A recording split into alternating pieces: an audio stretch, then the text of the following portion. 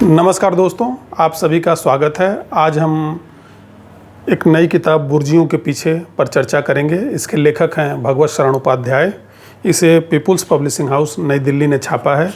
इसका 1997 का संस्करण मेरे पास है। करीब 20 साल से यह किताब मेरे पास है और मुझे यह किताब बहुत पसंद है। इसकी एक ख़ास वजह यह है कि यह जो एक बहुत आम फहम धारणा है, चीज़ों को देखने का जो नज़रिया है, उसको चुनौती देने वाली किताब है।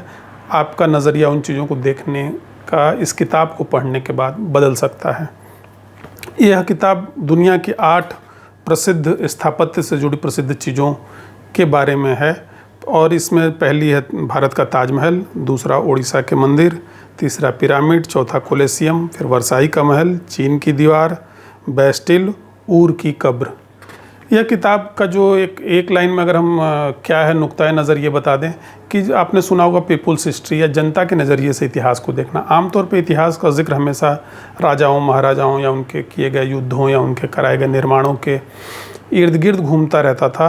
तो कई इतिहासकारों ने, जिसमें से भगवत शरण उपाध्याय भी हैं, वो जनता के नज़रिए से उन घटनाओं को, उन चीज़ों को देखते हैं कि जनता पे क्या गुजरी उस दौरान। लेकिन शाहजहाँ की सभी बीवियों में मुमताज़ महल को उनका सबसे प्रिय माना जाता था। करीब 20 साल उनका निकाह चला था और भगवत शरण उपाध्याय ने बताया है कि इस 20 साल में मुमताज़ महल 13 बच्चों की माँ बनी थी और 14वें बच्चे के प्रसव के दौरान ही उनका निधन हो गया था।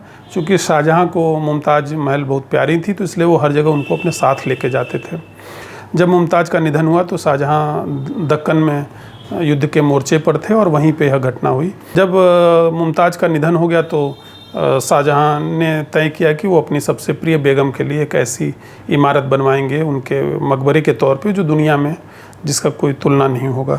तो उन्होंने पूरी दुनिया से तरह तरह के कलाकारों को, और इसमें पूरा जिक्र है, विस्तृत जिक्र है कि कहाँ कहाँ से लोग बुलाए गए थे। और इसमें आज के डेट में लोगों को थोड़ा सा हैरत लगे, लेकिन चूँकि मुग़ल शहंशाह बहुत अमीर हुआ करते थे तो फ्रांस के, इटली के और इराक के, सीरिया के, बगदाद के, दूर दूर के, चीन के से आने वाले कलाकार भी वहाँ आते थे कि वो अपना हुनर वहाँ दिखा सकें और बदले में कोई काम पा सकें शहंशाह से या बादशाह से, और वो इनाम भी ले सकें उसके बदले में। तो जब ये शाहजहाँ ने एक पूरी तरीके से वो, जिसको आप कहते हैं कि डेमो, आजकल के ज़माने में कहें कि मॉडल मांगे सभी लोगों से कि भाई आप अपना मॉडल लेकर आइए कि ताजमहल, आप जो हमारी पत्नी का मकबरा है जो तब तक दफन नहीं होंगी जब तक मकबरा नहीं बन जाएगा उसमें, तो वो कैसा बनेगा। तो बहुत सारे लोग मॉडल लेके आए, जिसमें वेनिस से गेरोनिमो वेरानियो का नाम दिया हुआ, बाइजेंटाइन से नाम दिया हुआ है, और ऐसे सिराज के उस्ताद ईसा का जो मॉडल था वो एक सफ़ेद संगमरमर का छोटा सा मॉडल था और जो बहुत ही अलग था बाकी से, और लेकिन सभी अपने आप में बेजोड़ मॉडल थे। लेकिन शाहजहाँ को वही मॉडल पसंद आया और फिर उसी को बनाने का काम शुरू हुआ। जाहिर है कि आज हम ताजमहल को जैसा देखते हैं हमें बहुत अच्छा लगता है, बहुत तारीफ़ होती है। उस ताजमहल को बनाने के पीछे कितना खर्च हुआ था और वो खर्च जनता से वसूला गया था, इसमें सिलसिलेवार वर्णन है कि कैसे जब जब युद्ध होते थे तब जो राजा होता था या बादशाह होता था वो जनता से ही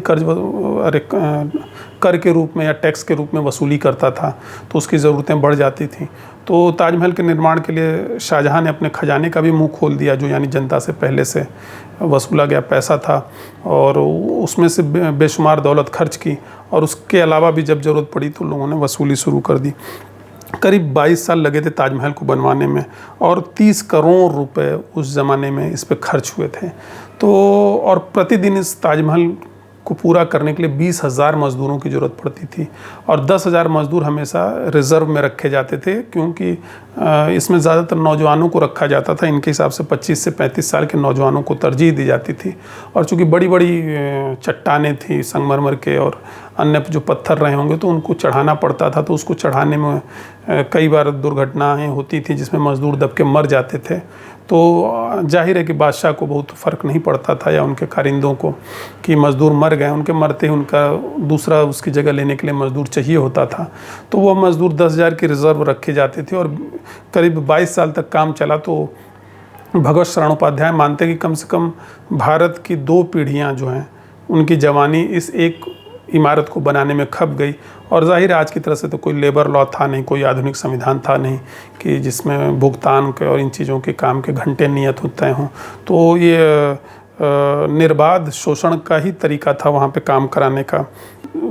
शाहजहाँ के बारे में लिखा हुआ है कि शाहजहाँ की बहुत तारीफ़ होती है कि उन्होंने इस तरह की चीज़ें बनवाई और बहुत दिलदार थे, खर्च थे। तो एक जिक्र दिया हुआ है उनका कि उनके ज़माने में एक बहुत ही भयानक सूखा पड़ा और लोगों में एकदम त्राही मच गई। और उसका वह सूखा जो कितना दारुण था, इसका जिक्र करते हुए भगवत शरण उपाध्याय लिखते हैं कि उस भयंकर अकाल में 1.5 लाख का खर्च, जिसमें सड़कें लाशों से पट गई थीं, बेटे ने माँ को खाया था, माँ ने बाप को। उस अकाल के पीड़ितों के लिए, उनके अन्न के लिए शाहजहाँ ने 1.5 लाख रुपए दिए थे। कई लोग इसकी बड़ी तारीफ़ करते हैं कि बादशाह बड़ा उदार था, उसने 1.5 लाख रुपए खर्च किए थे। भगवत शरण उपाध्याय इसका भी जो जनता का पक्ष रखते हैं कि बादशाह कितना उदार था। बादशाह इतना उदार था कि वह नूरजहाँ को सालाना खर्च के लिए 25 लाख रुपए देता था, अपने गुलामों पे 88 लाख रुपए खर्च करता था, 13 लाख रुपए अपनी पोशाकों पर खर्च करता था। उसने तख्ते ताऊस, एक प्रसिद्ध, आप लोग जानते होंगे, सिंहासन था मुग़ल बादशाह का, शाहजहाँ ने जिसको बनवाया था और उसको फ्रांस के एक सुनार मिस्त्री ने, उसिन बोर्दो ने बनाया था और उसमें बहुत सारे हीरे जवाहरात लगे हुए थे। उसको बनाने के एवज में शाहजहाँ को चूँकि वो बहुत पसंद आया तो उसने उसिन बोर्दो को 15 लाख रुपए का इनाम दिया था। तो एक तरफ जहाँ बादशाह अपने ताजमहल बनवाने में 30 करोड़ रुपए खर्च करता है, एक सिंहासन बनवाने में लाखों तो खर्च करने के बाद 15 लाख अतिरिक्त इनाम दे देता है, एक रानी के या अपनी माँ के खर्च के लिए 25 लाख रुपए सालाना देता है, अपने गुलामों पे करीब करीब 88 लाख देता है, पोशाकों पे 13 लाख रुपए खर्च करता है, लेकिन इतनी बड़ी आबादी को अन्न देने के लिए सिर्फ 1.5 लाख रुपए देता है। इसमें यह भी तफसील से बताया गया कि किस तरह से मज़दूरों से काम लिया जाता था, किस तरह से पूरे भारत से, इसमें दिया हुआ कि काठियावाड़, अहमदनगर, गोंडवाना, बंगाल, बिहार, गुजरात, सिंध, काबुल, पंजाब, गंगा यमुना पार के मज़दूर, मुफ्त बेगार मज़दूर वहाँ काम करते थे। यानी एक तरीके से समझ लिए कि जो पूरा करीब करीब भारतीय उपमहाद्वीप है और काबुल तक का इलाका, वहाँ तक के मज़दूरों का निर्मम शोषण किया गया था इस इमारत को बनवाने के लिए। और इस किताब को पढ़ने के बाद ये जो, और भगवत शरण उपाध्याय एक विश्वसनीय इतिहासकार हैं, तो उन्होंने जो चीज़ें भी लिखी हैं वो बड़ी तथ्यात्मक हैं।